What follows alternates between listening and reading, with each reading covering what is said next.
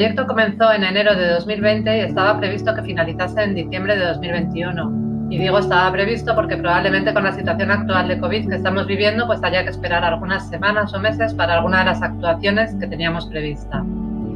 ¿Quién participa en este proyecto?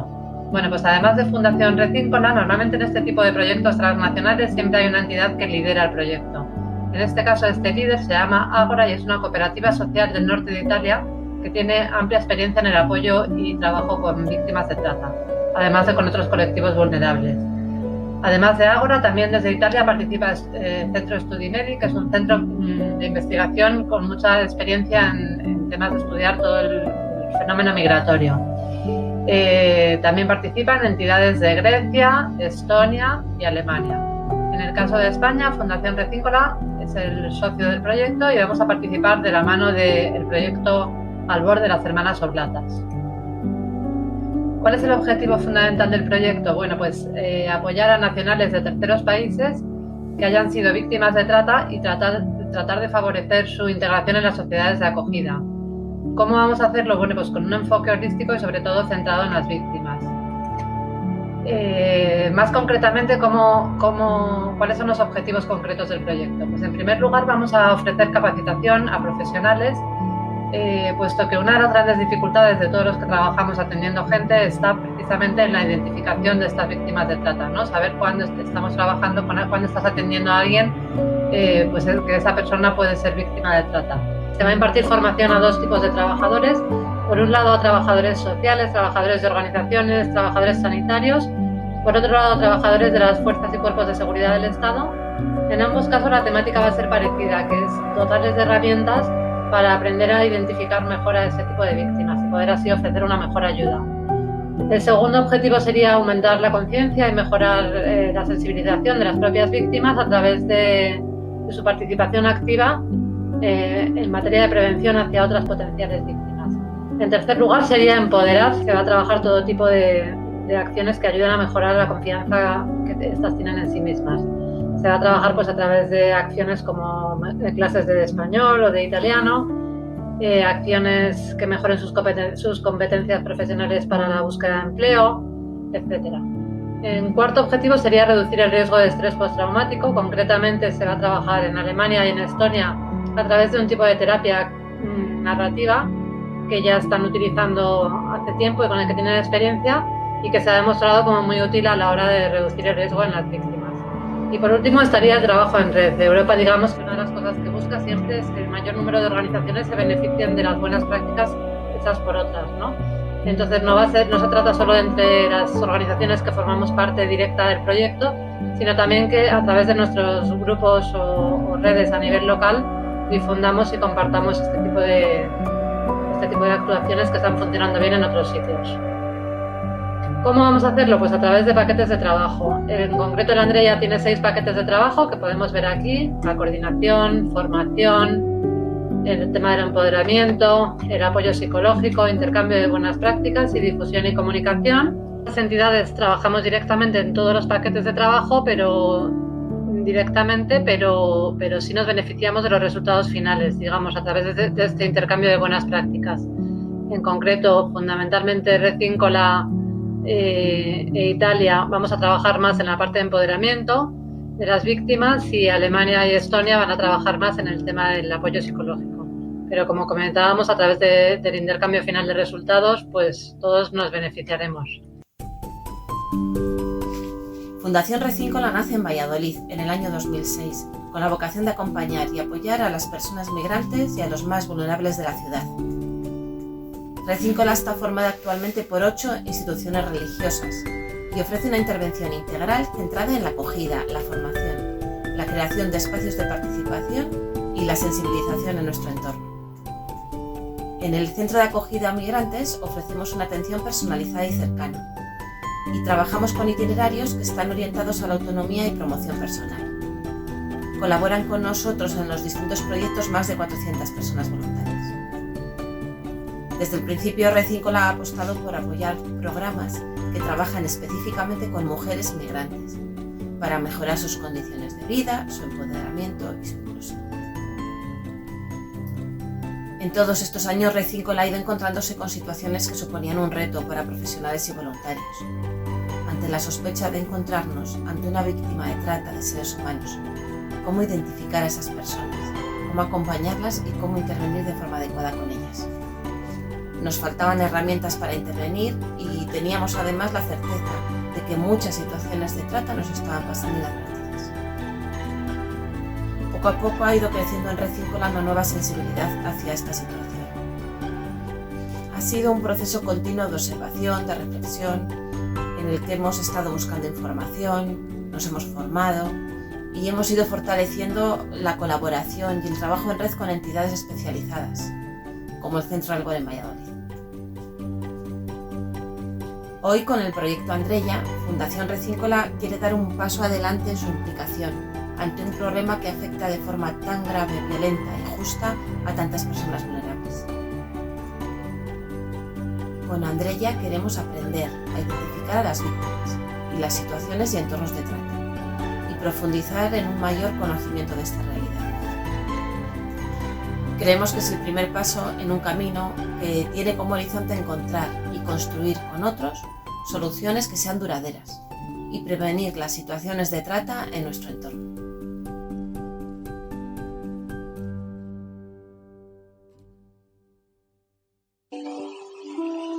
El 10 de marzo de 1998, el programa Oblatas Centro Albor abrió sus puertas ante la necesidad que había en Valladolid de dar respuesta a mujeres que por diferentes circunstancias se encuentran en riesgo de ser prostituidas, están en situación de prostitución y son posibles víctimas de trata con fines de explotación sexual. No era algo nuevo para las hermanas Oblatas, que llevan trabajando por el bienestar de estas mujeres desde el año 1864, en que se creó la primera casa en Cienpozuelos, Madrid. En la actualidad, la congregación tiene proyectos en 15 países, los cuales están agrupados en 3 provincias. El Centro Albor pertenece a la provincia Europa,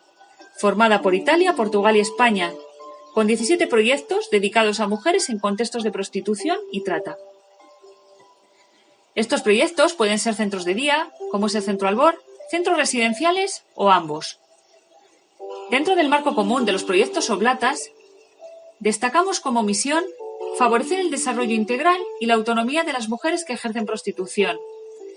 Viven situaciones de exclusión y de injusticia, contribuyendo a la realización personal y a su integración sociolaboral. Y trabajar por la sensibilización y transformación social, denunciando situaciones de injusticia que afecten a las mujeres. Esto supone que tenemos que estar atentas a la realidad de la mujer, para ofrecer respuestas creativas a las nuevas necesidades y desafíos. Favorecer la formación continuada y la evaluación de los proyectos, para una mejora profesional y un trabajo de calidad. En el Centro Albor, esto se concreta en 3 proyectos, con una única finalidad: proporcionar a las mujeres en contextos de prostitución un espacio para llevar a cabo un proceso de autonomía y de recuperación personal, para lograr así su plena integración. El primer proyecto es Puerta Abierta, dedicado a acoger y atender las necesidades más básicas de estas mujeres, lo cual incluye conseguir que se sientan escuchadas y aceptadas, de tal manera que la mujer considere nuestro centro como un punto de referencia al que siempre puede acudir, donde se la recibirá con calor y dedicación. No se le exigirán respuestas, tendrá libertad para entrar y salir,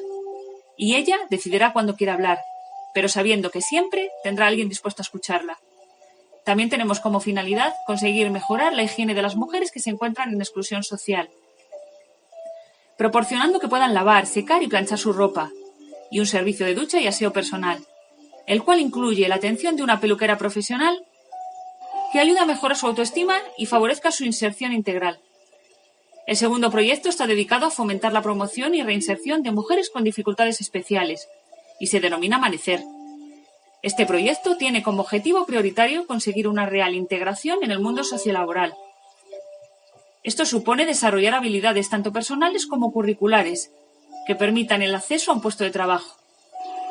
tener una vivienda digna, adecuada a sus necesidades, y mejorar su situación jurídica y legal. Dentro de este proyecto se encuentran los talleres ocupacionales, que se imparten en el centro. Estos talleres son uno de los pilares de la intervención que se lleva a cabo en Albor, ya que por sus características permiten focalizar la atención en una tarea concreta.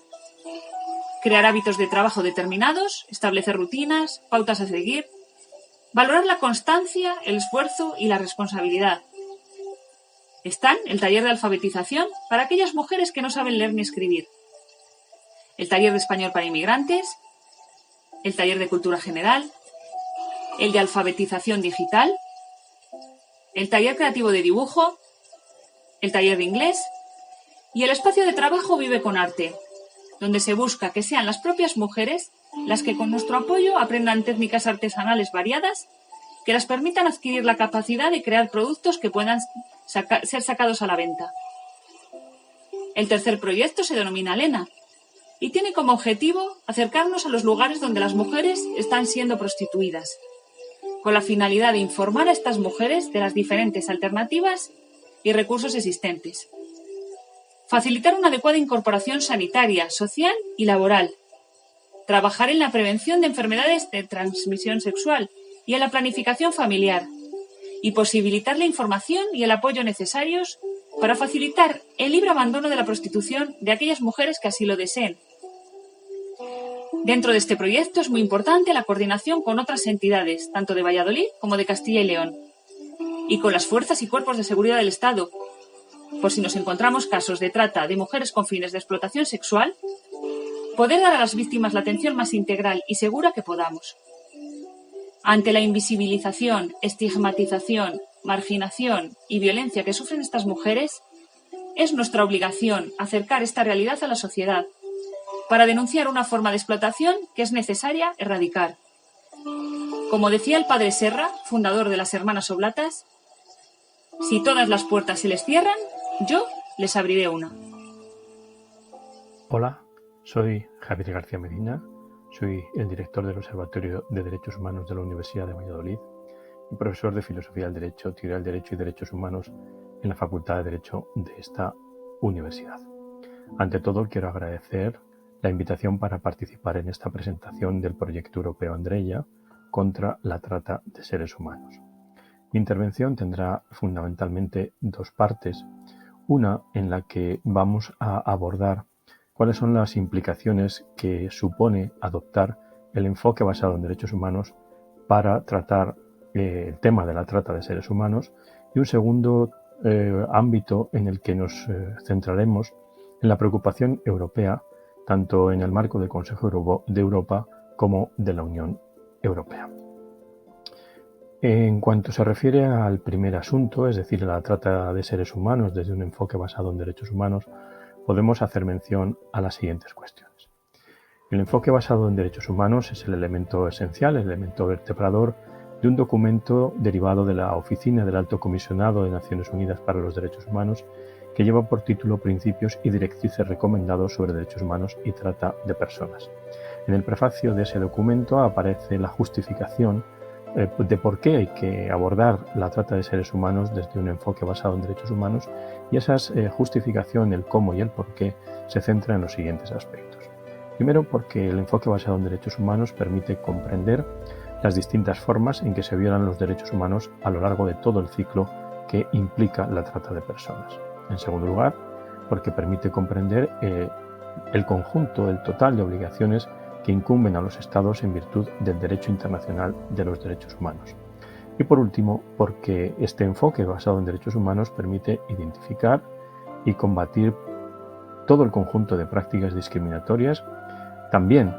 combatir las desigualdades y la distribución de poder que subyace en la trata y que mantienen y generan impunidad de sus responsables y, sobre todo, y lo que es peor, deniegan la justicia a sus víctimas. Pero es que además en este documento encontramos otra serie de cuestiones relevantes en relación a la trata y que quiero destacar.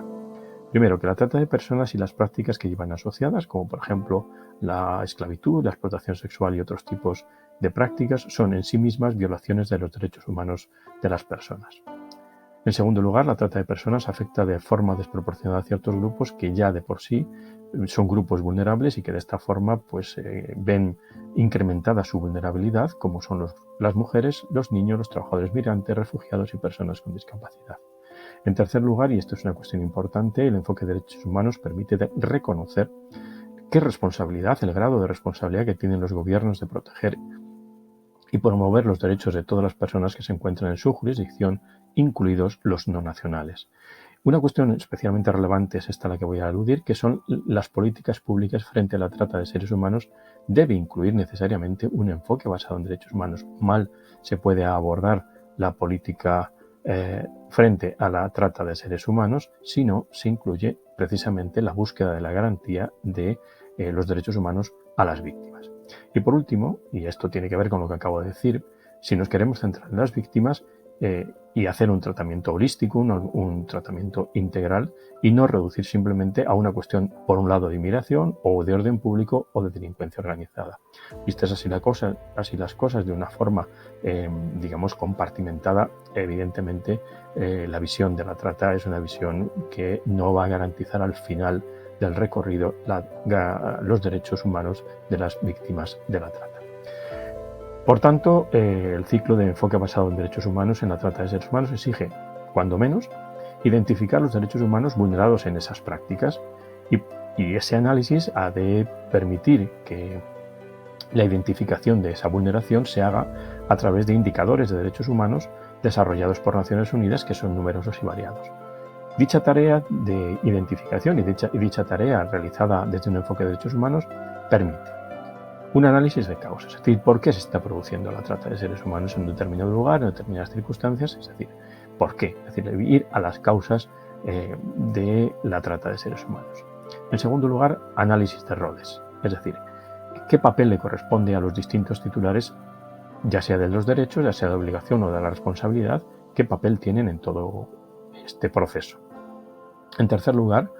de acuerdo, una vez que hemos analizado causas y roles, determinar la capacidad y las brechas de capacidad.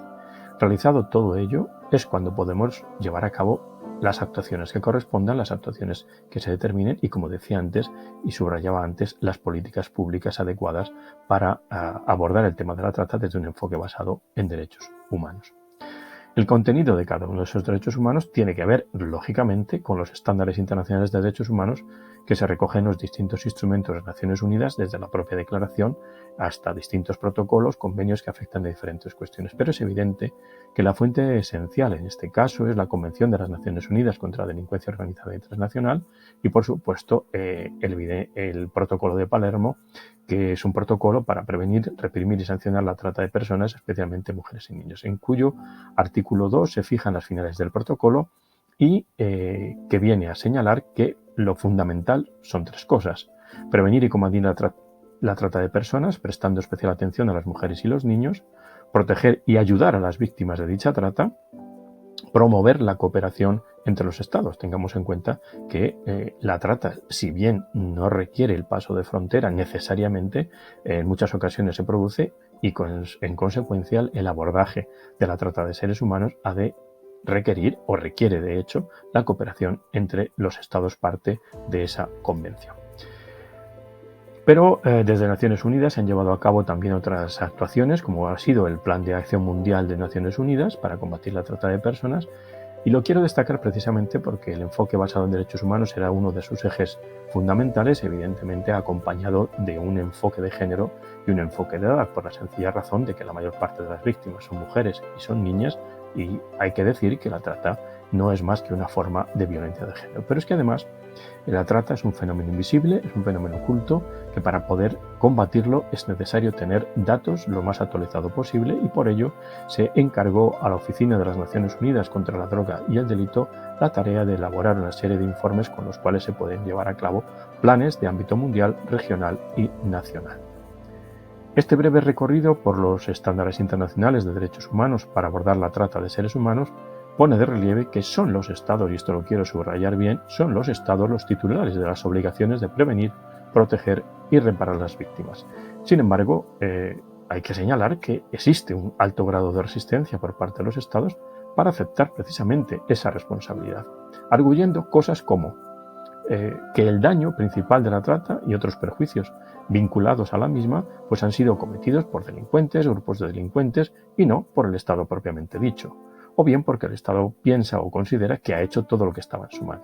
Bien, ante esas alegaciones y ante esas excusas, pues hay que volver al documento del que hemos venido hablando anteriormente, en el que se subraya que son los Estados los que tienen la responsabilidad jurídica internacional de actuar con la debida diligencia en la prevención de la trata, la investigación y el enjuiciamiento de los presuntos traficantes, en la prestación de asistencia y, sobre todo, en la protección a las personas que han sido víctimas de trata. Finalizamos aquí la primera parte y nos adentramos en la segunda, en la que íbamos a señalar una serie de aspectos en el ámbito europeo vinculados al Consejo de Europa y a la Unión Europea. En el caso del Consejo de Europa, a esos estándares internacionales sobre trata de los que hemos venido hablando, hay que añadirles pues, el convenio del Consejo de Europa sobre la prevención y lucha contra la violencia contra las mujeres y la violencia doméstica, el llamado Convenio de Estambul, y el convenio del Consejo de Europa sobre la lucha contra la trata de seres humanos, entre otros textos. Pero aquí voy a hacer alusión fundamentalmente a dos cosas. Por un lado, a uno informe del Grupo de Expertos sobre la lucha contra la trata de seres humanos, el conocido como GRETA, y a una declaración precisamente de este grupo relacionada con la situación que tenemos actualmente del COVID-19. Bien, el noveno informe general del GRETA, voy a utilizar esta terminología para entendernos, incide de forma específica en reforzar la lucha contra la trata de seres humanos con fines de explotación laboral. Y subrayo la cuestión de con fines de explotación laboral. Evidentemente no hay que olvidar los otros fines o las otras formas de trata de seres humanos, pero en este caso se han centrado precisamente en la explotación laboral y precisamente se ha creado de acuerdo con este informe, un grupo ad hoc con el objetivo de generar buenas prácticas a partir de los informes de evaluación que el propio GRETA ha hecho de cada uno de los países. En el apartado titulado Balance General de este segundo ciclo de evaluación del convenio que hemos señalado, se señalan diversos indicadores con los que se ha hecho el informe. Bien, eso significa que estos indicadores nos pueden servir para poner de manifiesto ámbitos de actuación que están pendientes y sobre los cuales es posible realizar algunas acciones. Estos indicadores y ámbitos podemos resumirlos, evidentemente no podemos tratar todos, en los siguientes. Formación, es decir, se subraya la cuestión de la formación y especialmente la formación regular de profesionales con la perspectiva de una formación que ha de ser interinstitucional, es decir, con el objetivo de que sea algo más que informar, sino también sensibilizar. Un segundo indicador, pero insisto que nos revela un ámbito de actuación, es una preocupación por la difusión online, por la difusión en línea de abusos sexuales a menores, y porque además existe poca información sobre la manera en que los Estados parte identifican y ayudan a las víctimas infantiles. Investigar también es importante la cuestión del tráfico de órganos y se pone también el acento en la investigación sobre la llamada gestación por sustitución. En tercer lugar, uno de los indicadores es la prevención de la trata de seres humanos con fines de explotación laboral y a partir de esta referencia, ¿qué puede hacerse? Bueno, pues se puede hacer lo siguiente: sensibilizar y formar a funcionarios concernidos, sensibilizar al público, informar a trabajadores inmigrantes, revisar la normativa aplicable en campos como el del servicio doméstico, barcos de pesca, etc. El quinto punto me parece de especial relevancia porque es la inspección de trabajo que hay que reforzar, y esto es una cuestión en la que se insiste mucho en el informe, reforzar su capacidad y separar sus funciones de las de represión y sanción. Revisar la normativa y actuación de las empresas empleadoras, trabajo en colaboración con la sociedad civil, sindicatos y sector privado, y aquí también ejecutar aquellas obligaciones vinculadas al deber de diligencia de los Estados para prevenir la trata de seres humanos en las cadenas de aprovisionamiento de las empresas. Es decir, en todas ellas es posible que llegue a cabo trata de seres humanos con fines de explotación laboral y por lo tanto es importante fijar el análisis y fijar el estudio en estas cadenas de aprovisionamiento de las empresas. Un cuarto indicador que nos marca también acciones a realizar, pues es la prevención de la trata de menores, y aquí las recomendaciones se centran en lo siguiente: una protección reforzada de los menores, una atención particularizada a los menores no acompañados, establecer un sistema de tutela eficaz, sensibilizar al público de las diferentes manifestaciones y riesgos de la trata sobre los menores, de la utilización de los menores para redes de mendicidad, para realizar actos criminales, para realizar matrimonios pactados y forzosos que siguen existiendo, y sensibilizar y formar a profesionales en este sentido, es decir, con un sesgo sobre todo educativo, por lo tanto han de ser formados especialmente, puesto que se dedican a la infancia, como los trabajadores sociales, tutores y profesionales en la protección de la infancia. ¿Qué medidas podemos tener en consideración o se pueden derivar de este informe? Bueno, el abanico de medidas son muchísimas, pero sobre todo hay una que evidentemente es importantísima, que es desalentar la demanda. Incluso se promueve y se recomienda la sanción penal. Medidas de carácter social y económico con el fin de hacer progresar la igualdad entre hombres y mujeres como una forma de luchar contra la violencia de género y dar autonomía a las mujeres. Medidas de control de fronteras e identificación de las víctimas. Tengamos en cuenta que las víctimas no quieren ser identificadas y por lo tanto el control de fronteras es esencial para ser identificadas. Digo que no quieren ser identificadas porque muchas de ellas son engañadas, por un lado, y otras vienen amenazadas. Y en consecuencia su identificación se hace muy difícil para las autoridades. Asegurar la asistencia a las víctimas, especialmente a los menores. Apoyo no subordinado a la cooperación. No hay que condicionar el apoyo, la ayuda a la cooperación que puedan hacer estas personas, porque bastante tienen con estar en esa situación de amenaza, de miedo, de coacción, etc. Protección a la vida privada, protección de los datos personales para evitar posibles revictimización, es decir, hay que proteger al máximo a estas personas que están en esta situación. Asistencia jurídica muy especializada, porque tengamos en cuenta que si bien en algunos países se han desarrollado turnos de oficio con personal especialmente preparado en trata de seres humanos, en muchos otros países esto no existe y por lo tanto desde este informe se insiste en que la asistencia jurídica sea por abogados con una especialización y con un conocimiento de lo que aquí se está tratando. En cuanto a lo que señalaba antes de la trata de seres humanos y el COVID-19, el 2 de abril de 2020 el Greta hizo una declaración preocupándose precisamente por las situaciones que tienen las víctimas de trata en esta situación de pandemia, precisamente porque la situación de pandemia ha provocado que se deteriore más su situación al verse mucho más vulnerables y, en consecuencia, con la posibilidad de que los explotadores o los tratantes o los traficantes de personas se aprovechen de esa vulnerabilidad e incrementen los beneficios financieros generados por la trata de seres humanos. Entre otras cosas, es como se señala en segundo lugar, porque ahora es mucho más difícil el apoyo y la protección de las víctimas, las labores de inspección son mucho más complicadas y el grado de invisibilidad que de por sí ya tienen las víctimas se ha incrementado y por lo tanto es mucho más difícil que sean detectadas y que reciban la protección adecuada. El Greta, sin embargo, recuerda que aún en estas circunstancias los Estados tienen la obligación de detectar a las víctimas y asistirlas en su recuperación física, psicológica y social.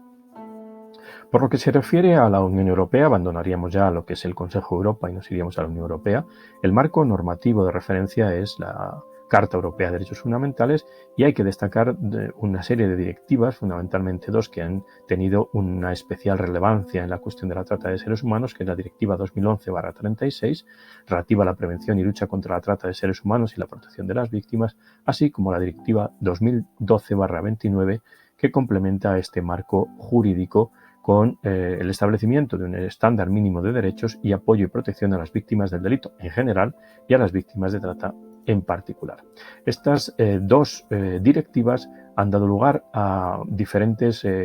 episodios en cuanto a modificaciones normativas dentro de los países. En nuestro caso en particular, la primera de ellas ha provocado una modificación del Código Penal y la segunda ha dado lugar a una ley que se denomina la Ley del Estatuto de la Víctima. Y como en nuestro país, pues evidentemente la transposición de las directivas ha hecho que en algunos países se cambie en un sentido o en otro. Me interesa fundamentalmente resaltar el trabajo que está haciendo la Agencia Europea de Derechos Fundamentales, cuáles son sus preocupaciones en estos momentos y la agencia, el FRA, al referirse a la trata de seres humanos y a la explotación laboral, señala que dichas cuestiones tienen que ver respectivamente con el derecho a la vida, del artículo 2.1, y con la igualdad y justicia de las condiciones laborales del artículo 31 de la Carta Europea de Derechos Fundamentales.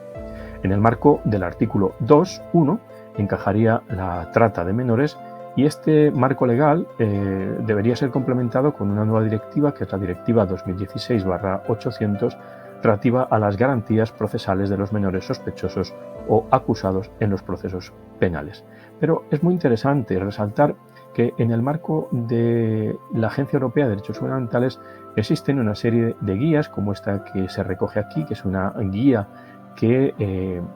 se dedica específicamente a los niños privados de cuidados parentales encontrados en un Estado miembro de la Unión Europea que no sea el suyo, una guía para mejorar la protección infantil centrándose en las víctimas de la trata, que presenta una serie de principios esenciales a los que hay que atender cuando tenemos delante a los menores como víctimas de trata. Y en primer lugar se subraya el deber de salvaguardar el interés superior del menor, es decir, el interés superior del menor, que viene a ser el conjunto de derechos fundamentales y derechos humanos que les corresponden a los menores, pues es la guía que debe regir todas las decisiones y acciones relacionadas con el niño. Pero evidentemente a los niños hay que oírles, hay que oír la opinión de los niños en función de su edad, de su madurez y su capacidad de desarrollo. Hay que contemplar, otro de los principios es el de los derechos del niño a la vida, a la supervivencia y al desarrollo, principio de no discriminación, apoyar al niño durante el proceso judicial, determinar e implementar soluciones duraderas, es decir, no soluciones ad hoc y de algún modo que sean simplemente para una situación concreta, sino soluciones duraderas en el tiempo, de soluciones duraderas que en el fondo han de ser controladas, monitoreadas, con el objetivo de garantizar el máximo bienestar del niño. Por lo que se refiere a la explotación laboral, a lo señalado en el artículo 31, es muy importante la guía que lleva por título Proteger a los trabajadores migrantes de la explotación en la Unión Europea, perspectiva de los trabajadores. ¿Por qué? Pues porque si nosotros tenemos en cuenta las dificultades que aparecen para los trabajadores, entonces veremos cuáles son aquellas situaciones que hacen que los trabajadores sean vulnerables y por lo tanto víctimas de la trata de seres humanos. Y entre estas dificultades encontramos cuestiones como las siguientes: vulnerabilidad vinculada al estatus de residencia, necesidades económicas, ausencia de conocimiento de la normativa y de los derechos de los trabajadores, falta de conocimiento de los procedimientos y reglas de la migración, desconocimiento del idioma del país de trabajo, ausencia de inspecciones efectivas, control y sanción por parte de las autoridades. Todas estas dificultades, todos estos elementos y todos estos factores son los que posibilitan la trata de seres humanos con fines de explotación laboral. En definitiva, y para terminar, la trata de seres humanos implica una vulneración total, absoluta de los derechos humanos, ya sean los derechos